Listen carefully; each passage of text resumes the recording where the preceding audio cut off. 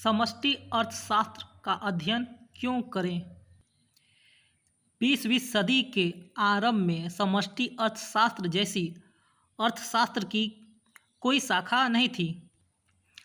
Krugman एवं Wales के अनुसार समष्टि अर्थशास्त्र वर्ष 1933 में रैगनर फ्रिश द्वारा गढ़ा गया। मतलब रैगनर फ्रिश द्वारा रचना की गई 1933 में।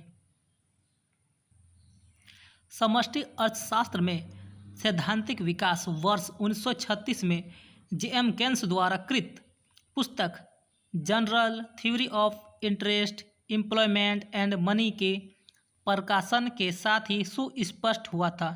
मतलब कि उससे पहले जो समष्टि अर्थशास्त्र था उसका उतना सैद्धांतिक विकास या सिद्धांत को कोई ठीक से नहीं समझाया था। जो 3 साल बाद यानी कि 1936 में जो जे.एम. केन्स थे उसने एक पुस्तक की रचना की। इसका नाम general theory of interest, employment and money था, जिसमें समष्टि अर्थशास्त्र के सिद्धांत के बारे में अच्छी तरह से बताया। जैसा कि हम जानते हैं कि समष्टि अर्थशास्त्र में अर्थशास्त्र के सभी अर्थव्यवस्था के क्रियाकलापों का अध्ययन किया जाता है। समष्टि अर्थशास्त्र की आवश्यकता इसलिए हुई क्योंकि जो व्यक्ति इकाइयों के लिए लागू होती है सभी अर्थव्यवस्था के लिए संभवतः लागू ना हो। क्योंकि हम जानते हैं जैसे कि समष्टि अर्थशास्त्र है जिसमें सभी तो अर्थव्यवस्था है जितना उसका सभी का या जितना क्रियाकलाप होता है या सभी का अध्ययन करता है, इसलिए उसकी आवश्यकता पड़ी। क्योंकि सभी अर्थव्यवस्था जितना भी अर्थव्यवस्था है उस सभी का या जितना भी घटना घटित होता है सभी का वो अध्ययन करता है। बाकी शायद अर्थशास्त्र उसका अध्ययन नहीं करता होगा। उदाहरण के लिए माना कि कोई फर्म सीमेंट उत्पादन के लिए श्रमिकों को काम पर लगाती है। वह वर्तमान दर पर अपनी आवश्यकता अनुसार श्रमिकों को काम पर रख सकती है।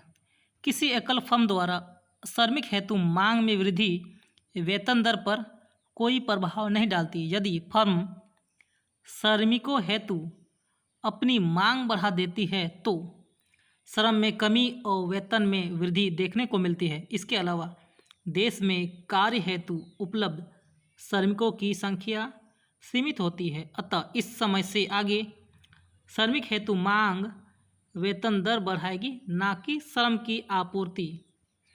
मतलब यह है कि एक फर्म है वो सीमेंट उत्पादन करना चाहती है तो उसके लिए वो मजदूर नियुक्त करेगी, तो वो अपने आवश्यकता अनुसार नियुक्त करती है, तो वो अपने वर्तमान दर पर सभी को वेतन देगी। लेकिन अगर उसमें और मजदूर आ जाते हैं तो ये मजदूर खुद आ जाते हैं तो जो फर्म रहती है वो उसको समान वेतन यानी कि उसी प्रकार का वेतन देगी। लेकिन अगर जब फर्म खुद डिमांड करती है मजदूरों को तब यानी कि देश में तो मजदूर सबकी संख्या सीमित रहती है, यानी कि उसको अलग जगह से खोज के लाना पड़ेगा, तब उस मजदूर का जो वेतन है वो बढ़ जाता है और काम थोड़ा कम होता है। काहे कि मजदूर को बाहर से काम है तो वो उस प्रकार से काम नहीं कर पाता है जो कि मजदूर खुद से आए हुए हैं, क्योंकि वो मजदूर खोज के ला गया है तो अपने काम भी धीमे करेगा। इसके अलावा जब हम जानते हैं कि मजदूर की संख्या तो सीमित है ही है, तो अतः इस समय से आगे श्रमिक हेतु मांग वेतन दर बढ़ाएगी, ना कि श्रम की आपूर्ति। मतलब कि जब किसी की मांग यानी कि किसी की संख्या सीमित रहती है यानी कि कम रहती है तो उसका निश्चित कीमत बढ़ेगी। जैसे कि मान लेते हैं टमाटर की संख्या, मतलब कि कोई एक सीजन में टमाटर की संख्या बहुत ही कम होती है तो निश्चित ही उसका दाम बढ़ेगा, और जब टमाटर पूरा बाज़ार में ज़्यादा रहेगा तो उसका दाम घटेगा। उसी प्रकार जैसे मजदूर की मांग अगर अधिक हो जाती है तो मजदूर वेतन अधिक लेगा, काम तो उसका कम ही होगा। आइए एक अन्य उदाहरण पर विचार करें। किसी परिवार द्वारा बचत और देश की कुल बचत। जैसा कि किसी व्यक्ति द्वारा बचत किया जाना एक सद्गुण है, हमें अपनी सारी आय खर्च नहीं कर देनी चाहिए बल्कि उसका कुछ हिस्सा भविष्य के लिए बचाना चाहिए। वस्तुतः यदि कोई व्यक्ति कुछ और अधिक बचाएगा तो उससे अपनी बचत पर ब्याज मिलेगा और उसकी भावी आय का स्तर बढ़ेगा। जैसे कि ये दूसरा उदाहरण, इसमें बताया गया है कि यदि कोई हम सभी जानते हैं कि बचत करना बहुत अच्छी बात है। और बचत, जैसे कि बचत करने पर हम लोग अपना पैसा बैंक पर रखते हैं और बैंक में जो पैसा जाता है वो सरकार देश के विकास के लिए उस पैसे पर काम पर लगाती है। जैसे कि हम अपने बैंक में कोई फिक्स डिपॉजिट करते हैं, यानी कि महीना महीना मान लेते हैं 10,000 या कितना हज़ार, मतलब महीना महीना जमा करते हैं। मतलब मेरा मान लेते हैं किसी व्यक्ति का आय है मतलब 5,000, वो 10,000 हर महीने बैंक में डिपॉजिट करता है।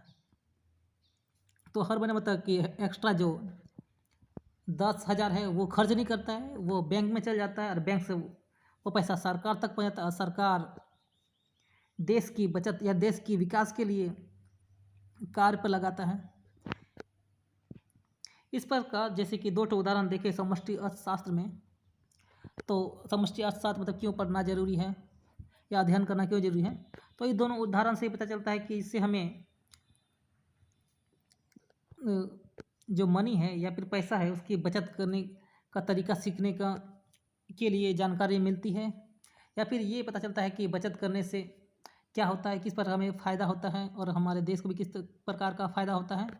और जब पहला उदाहरण है जिसमें जो हम फैक्ट्री वाला, यानी कि जो फर्म है जो सीमेंट उत्पादन करती है, उदाहरण के द्वारा मतलब हम समझे थे कि कैसे मजदूर अगर अपने से आएंगे तो सर जो फर्म है उसको सीमित पैसा देगा, मतलब उतना ही पैसा देगा वर्तमान दर पर। लेकिन अगर जो फर्म खुद डिमांड करती है तो मजदूर अब वेतन नियमित तौर पे बढ़ाएगी, कहें कि मजदूर की संख्या सीमित होती है देश में। इसी प्रकार जैसे कि टमाटर जैसे कि कभी भी मतलब कम हो जाता है तो उसका दाम निश्चित ही बढ़ता है।